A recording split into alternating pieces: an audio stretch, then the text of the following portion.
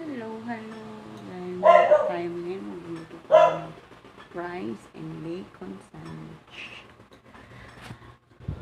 Tapos na ako ng bacon sandwich, guys. Nagawa na ako ng bacon sandwich. Yan. Then, rice na lang.